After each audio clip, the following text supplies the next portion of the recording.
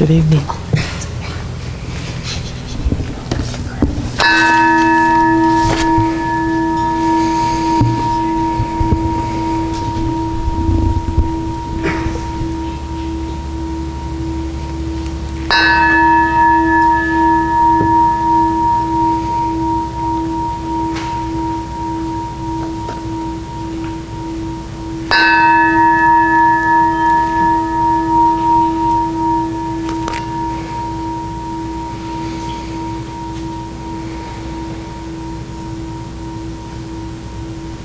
Namaste. Divine within me, recognize and honors the divine within you, for truly we are one. We come together tonight in this oneness to remember the truth of who we are, to allow any strife or challenges that we might be experiencing in life to just stay outside these doors as we bring our full awareness and attention into this moment right here, right now, where God is, filled with love. Hello, everybody. Welcome to Wednesday night as we're here on this summer's hit, hasn't it? With the changing of the time and still light outside and beautiful and warm. We are so blessed to be here in San Diego. We're continuing along with a series that's from a book that's called The Way of Mastery. And the first 12 chapters was the way of the heart, and we're now stepping into the next section, which is the way of transformation. The last section is the way of knowing. And as we follow along, you can follow along with us either with the Wednesday night service or in the chapters. But tonight we're talking about the lessons that are in chapter 14 and 15. And this is a book that kind of incorporates the entire teaching of New Thought into some very concise, precise words that gives us the application, the ability to use it.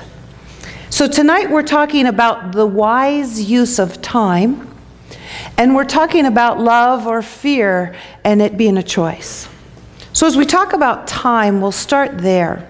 Because we are a society that usually is running around, that's very busy, that's really fast on the freeway, that's rushing everywhere that we go. We go to work, we have so much stuff that we have to accomplish that we're running around all of the time and creating stress in our own life. Wayne Dyer says that there's no such thing as stress. There's only people having stressful thoughts. The same is true with time. There's no such thing as a lack of time. There's only people thinking so. And it really comes down to, as they talked about in the Course of Miracles, it's either love or fear. It really comes down to what are you going to choose? Because it's either lack of time or time issues or peace. Because if you are in peace, peace kind of transcends all things, transforms all things. And in fact, in God, there is no time or lack of time. There's plenty of time. There's an abundance of time of all things.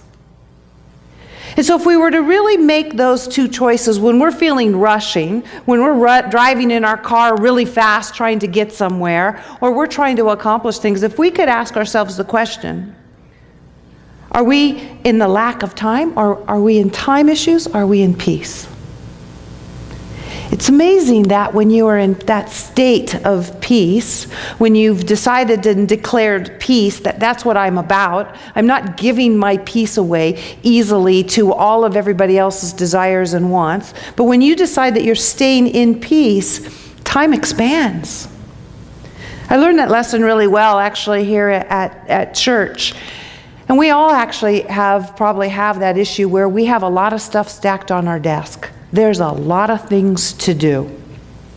And if you choose to, you can get pretty wound up in it. How am I going to have time to get all this accomplished? I don't have time for all of these things.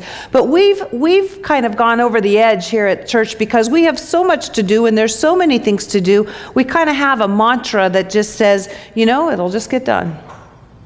And what's so interesting about it, as we all have these stacks, and as we've decided to trust what's supposed to get done, is it just does.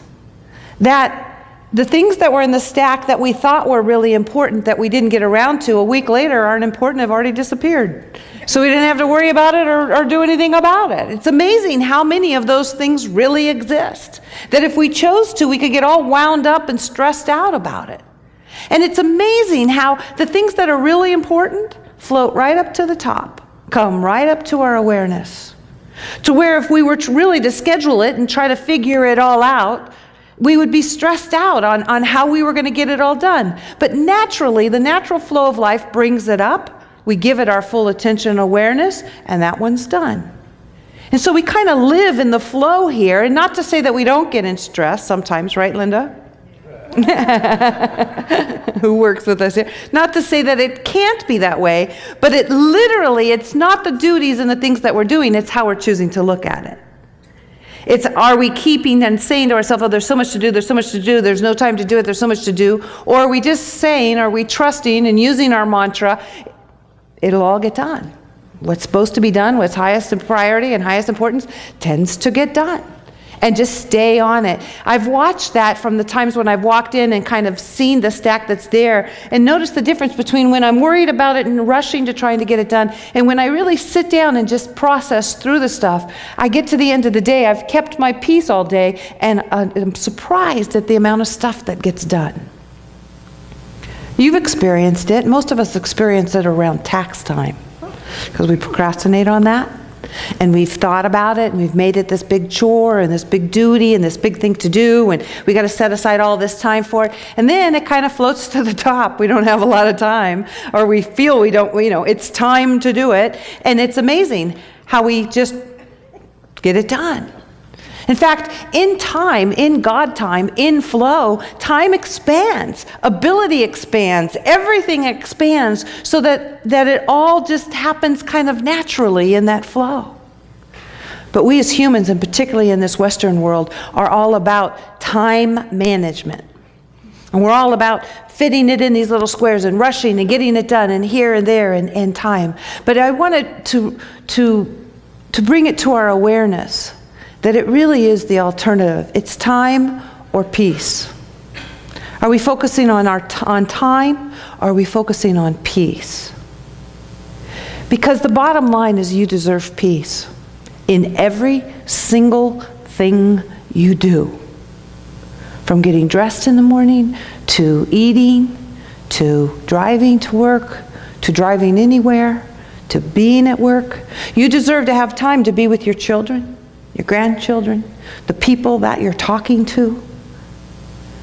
The truth is that in peace, when you're in your peace and your continence, then you don't have to worry.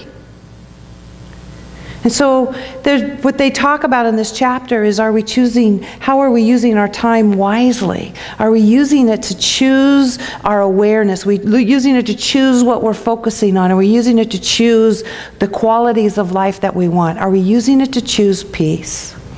They have an affirmation in here that I really liked. It says, the way of transformation rests simply on how will I decide to use my time. Finding myself here in this moment, can I remember that I am free to see things differently?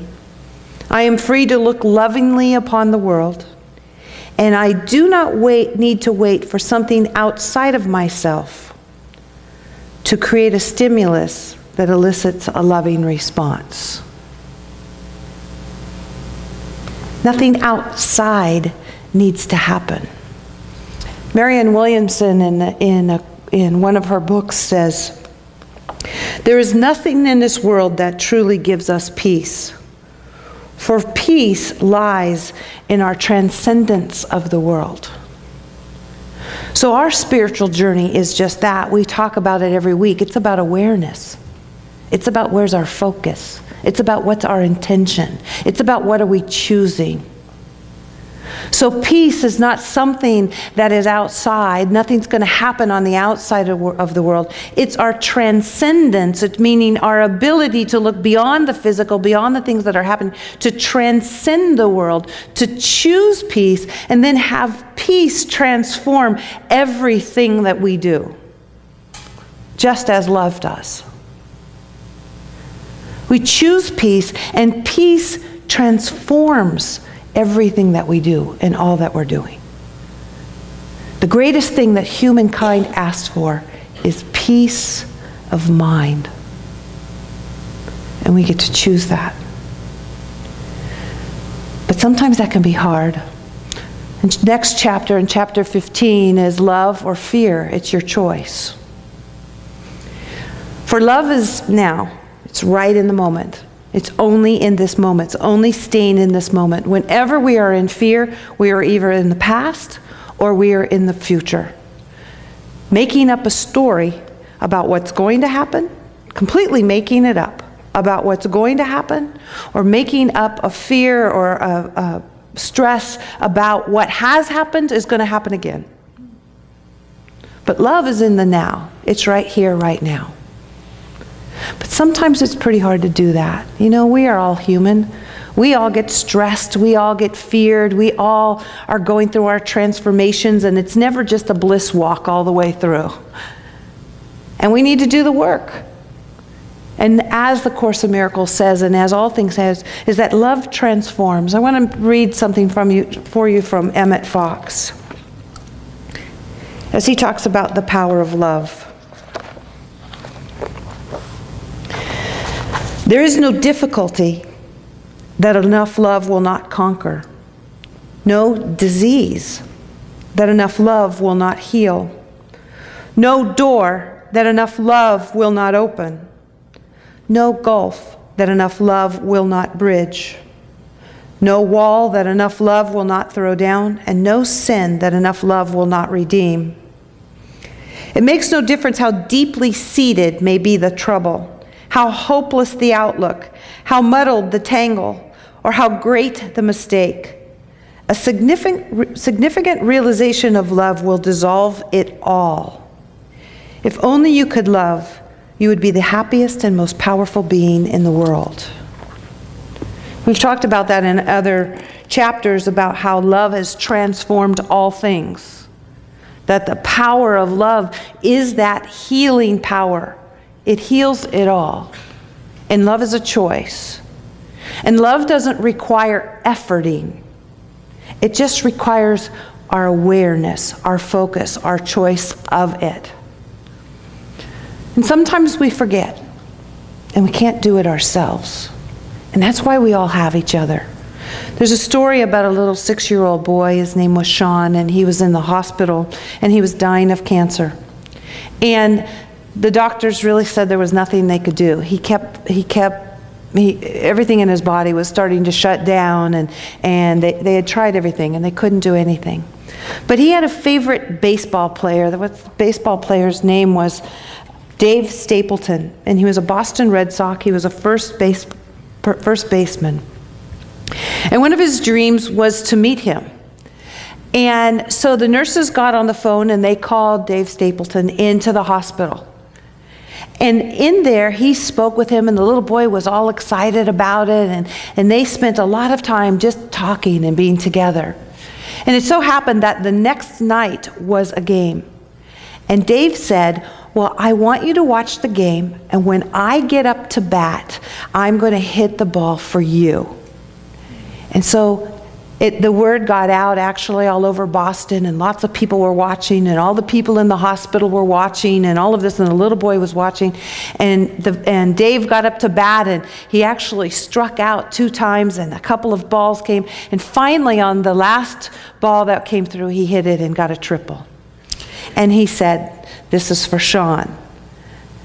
Well, that transformed Sean's life. It ended up that the next day, Dave came back into the hospital. They were talking about it, and Sean started getting better. And within a week period of time, they couldn't even find this cancer within this little boy's body. And it narrows it all the way down to love. That this gentleman loved so much life. He loved sharing his gifts and talents. He had the power of love that moved through him, and he shared it with this little boy. Now, this little boy had it within him. He had all of it within him, but he forgot. He had been sick enough, and he'd had enough things happening in his life that had grabbed his awareness and his attention that he wasn't able to pull himself up out of it. Until somebody came along that was vibrating at love, vibrating at joy, vibrating at the good of life, came into this little boy's life, and this little boy matched it because that was the truth of who he was. The little boy, if you will, needed a life jacket or what are those called? Life preserver or whatever, you get it. He needed that. But that's what he needed. The little boy had it in him already. The baseball player didn't give it to him. The boy had it in him, but he reminded him of it. He shared his love. He shared his energy. He shared his optimism. He shared his joy. He shared it, and the little boy said, yes, that's who I am, and stepped into that. That's the power all of us have with each other. I have a friend who's in business right now, and actually in the last about 5 years since this downturn has been really struggling in business. Had times where there was like no money, had times where it thought that it was going to close, had times where the vendors and stuff that they bought their product through weren't giving them any more to sell. Difficult times, and a lot of us have had to go through that. And I've sat with people, and I've been able to hold that truth and know the truth for individuals, and people have gotten jobs, and lives have changed and transformed. But this one friend that just kind of keeps staying in it, I haven't been able to maintain, if you will, that vibration of hope, because every time I hear the story and on and on and on, every single time, and I'm in a lot of contact with this individual, it started getting heavy for me too. And I was thinking, that's like somebody drowning and you're jumping on their back with them. You are absolutely of no use to somebody that's in a down space or a bad space and is forgetting the truth of who they are, forgetting the joy of life, forgetting the love of life, and you being in the same mood and in the same way, you might as well jump on top of them and drown them because you're of no use. The benefit that we have, the power that we have, the strength that we have for each other is to not see in this physical world what's going on, but to believe in them, to be that space of love. Love transforms all things. Faith, truth, God, trust, knowingness, that's what transforms. And if we can't be in that vibrational space, if we can't be that for them, we're better off walking around the block or doing something else until we can. I've shared it many times. It's like with our children. We can't criticize somebody into their connection of God. It's when we're feeling connected, when we're totally having a flow that's moving through us that's not kink, that's unobstructed, that's when things happen. That's when transformation happens. And so we can't criticize somebody into it, and we can't jump in the pot with them and the pity pot with them, and we can't do that. But what we can do is love, like the little boy and the baseball player. We can love them, and we can bring peace and love and hope and joy and all of that to a situation and raise them up. We raise them up.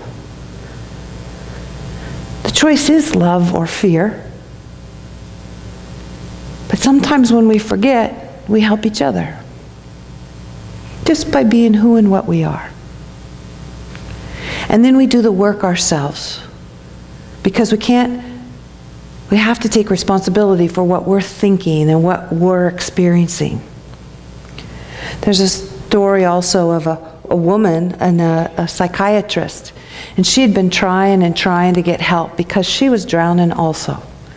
And she went to a brand new psychiatrist after she had seen so many of them, and she brings with her her medical file. It's just a stack this thick, because she wants him to know all about her and all the diagnosis that everybody's been giving her and all of that. He takes the pile from her and he throws it right in the trash can. She goes, "What are you doing? That's everything that you need to know about me." He goes, "I don't care about any of that. That's somebody else's theory, somebody else's diagnosis. That's not who you are. Tell me who you are." And he ended up working with her, and it took about a 6-month period of time till she finally graduated and didn't need any counseling or therapy at all. Because he didn't buy all of that past. He didn't buy all of that stuff of what somebody said that she was. He was in the now, and God's right here in the now. It's in this moment. In this moment, as she sang about, in this moment is my dreams. Is this moment is the vision that I've been thinking about my whole life. In this moment is the beauty that I've seen, that I know that's in there. In this moment is that joy that I remember that I've experienced before. In this moment is that abundance that I know I've felt and experienced before. In this moment is right there. Bring me to that. Remind me of that. We utilize our friends, we utilize services, we use books that we read to help shift us back to our awareness and back to the truth. We use spiritual tools, we use meditation, we use prayer, we use our practitioners. That's what they're here for. When we forget, to help us remember. There's an exercise in this chapter. That's an exercise they say to use for 5 minutes, and it's a breathing exercise where it's a meditation where you close your eyes and you breathe in and you say, I accept, and you breathe out the love of God. I accept the love of God. Let's do that for a minute or so together. I breathe in, I accept the love of God. I accept the love of God. I accept the love of God. For the love is here, and in it is our healing. It is every single thing that we need. In this place right here, right now, is peace. Not fighting time and trying to make happen. Are we choosing time or peace? Are we choosing love or fear? As we become aware and conscious, and sometimes we may not have the tools, but we can remember that. What am I choosing right now? And it doesn't require effort to love. We can just step into it. Or we can just step into peace. Because that is God in action. And so I invite you this week to be conscious and aware and to ask yourself that question. Am I accepting time or peace in everything that you do, every person that you speak to, every circumstance you're in? Or am I accepting love or fear? Because if it's not love, it's fear. Fear of something. If it's not love, it's fear. And so we just go within and find out where we're afraid of. So let us turn within together as we anchor in this truth. And so I accept right here and right now that one power and presence that is God, that is life itself. For I know at a deep core level that when I consciously choose peace or I consciously choose love, it is available in overflowing abundance for me to experience as my life. Never is it lacking. Never is there a lack of time. Never is there a lack of peace. Never is there a lack of love. It is always there awaiting my acceptance of it. I accept the allness of peace. I accept the infinite flow of love. I accept God's love. And it's in this truth and this knowingness that I remember that I never walk alone. That I am immersed in a powerful presence, a powerful truth. And I accept it as my very being and my very life. For nothing that has gone wrong does not eventually go right by my choosing it. So with that, I give great thanks. And so it is. Amen. Within and consciousness together. As we close our eyes to this outside world and those things that have already been created, those things that look like strife and challenges, and we move into that place that is above the world of effects. We move to that place and those powers and those truths and those faiths that we know that transcends this world. For there is a peace that passeth all understanding, and it is at the very core of every individual that has breath. There is a love that is powerful and healing. And it is at the very core of every individual that there is. There's a truth and a wisdom. There's a support and a guidance. There's a comforting and a compassion. It's at the very core of every individual. And so we stand right now as those that are remembering, those that are not jumping on the back as one is gasping for air, but one that sends out the life ring and picks up the individual, that helps them to remember the truth of their being, the power of God, the love and the grace, the peace that passes understanding, the healing power of love. I stand firm knowing that truth and surround each and every name that is spoken here and every individual that is experiencing any strife with that power and that truth. For I know it is transformative, and I know that it is done, and it is fulfilling itself right now in each and every individual. So it's with this type of faith, this type of conviction that I say, thank you, Mother, Father, God. Thank you, as I watch the unfoldment of the all good and allow it to be.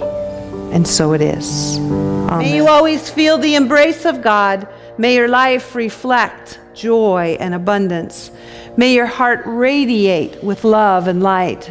And may you know that your every step is guarded and guided. May you feel, sense, and know God's amazing grace, for it is in, through, and around us always and in all ways. Go forth in peace. God bless. Good night.